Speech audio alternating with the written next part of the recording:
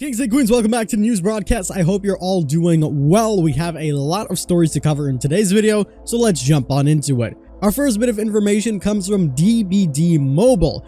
We got another one of these newspaper, posts on their Twitter page, and we don't really know what this one's about. If you guys recall, we received the first post that was looking for someone to take care of Maurice, and it was very ominous. We didn't really understand why they decided to post this, and immediately everyone kind of went after the whole FNAF idea. They said that you see the similar types of advertisements in FNAF. You see when they're trying to find a new worker for the Freddy Fazbear locations. This is kind of the way they do it, and this is the way that they've teased it. And obviously with newspapers we have job listings, and in that video I said that this could easily just be DBD trying to be creative, and it's also DBD Mobile. Would they tease something? A possibility they can.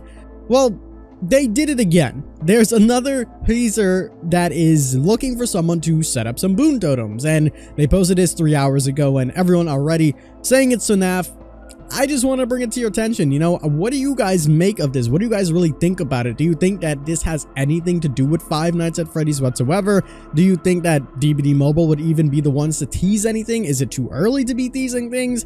Personally, as I said, I don't think that this correlates to FNAF in any which way. I think they're being very elaborate and very elusive, essentially, and trying to make something a little bit more unique and creative, and it just happens to be another newspaper job listing. And FNAF doesn't have like a monopoly over job listings in newspapers, so I think they're just trying to be creative here, and it really works. Now, whether this is their PR team seeing all of the influx and people seeing all these things and they're like, yeah, let's continue to do it, or it's just a mere coincidence, we don't really know just yet, and in due time we'll have to wait and see. But those people that are really diehard fans for FNAF and really wanting FNAF to come into DBD just have some more fuel for their fire. So this potentially could actually be a teaser, and this could mean that somehow FNAF could come into Dead by Daylight, but chances are unlikely.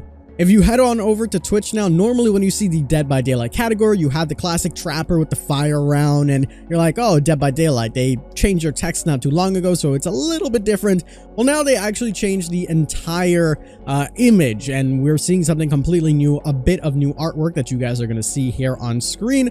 Personally, I think they look a lot younger and cleaner. Meg and Claudette, in my opinion, look completely different. Dwight looks a hell of a lot younger. The killer's obviously looking marvelous as before, but interesting nonetheless. Now, there's an entire blog post that kind of talks about everything, that goes through why they decided to make this decision, what really made them decide to change the main game's art and everything. I'll leave it all down in the description below if you want to take a look at everything. But the key takeaway points of this is that the game has grown so much for the 6 years that it has been out, and they wanted to give a new rebranded image because it has grown so much in and outside of the game. And I also feel that the trapper himself being alone doesn't fully represent Dead by Daylight anymore, as there's so much more that the game has to offer. We've said this a lot of times on stream that, as iconic as the trapper is, there's other characters in the game that are rivaling to take his spot as like the most iconic person or thing coming from Dead by Daylight, Huntress being one of them. And finally, to wrap up this video, we are going to talk about what's in this week's shrine. We probably should have mentioned that in yesterday's video, but it completely passed my mind. But in the shrine, we have Botany Knowledge, Dark Devotion, Quick and Quiet, and Tinkerer. Pretty alright perks. I mean, if you have the shards, I always just take the blood points.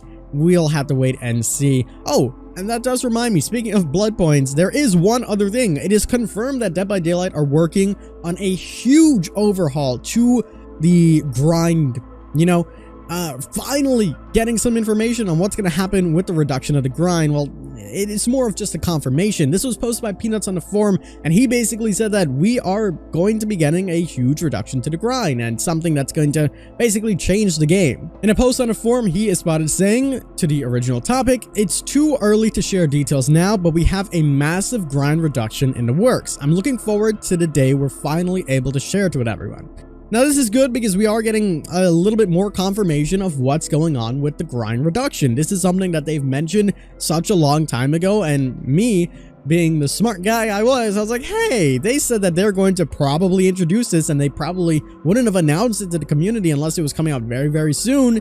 And I was like, okay, I'm just not going to proceed to anybody. I'm going to save some blood points, and next mid-chapter patch, we're probably gonna get it.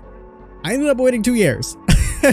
I've been waiting for such a long time for something like this, so hopefully this fixes it. There's been a lot of ideas that people have spitballed that, you know, really make sense and could really work, and with the amount of time and dedication that it seems that they've been putting into this, I'm really having some high expectations, and I'm really going to hold them to a high standard with this reduction of the grind, because we've mentioned some simple fixes such as removing the perk tiers, and they said that they don't want to do that. I even mentioned, hey, if you don't want to remove all of the perk tiers, maybe just remove one of them so you only have to do a little bit of the grinding, and that could be a lot better. And even that seemed like something that they weren't too keen on. So what exactly are we going to be getting? I don't know. Is this going to completely change it? Maybe they remove prestiging altogether and give us level 1 to 100, and then throughout that we get some bloody cosmetics.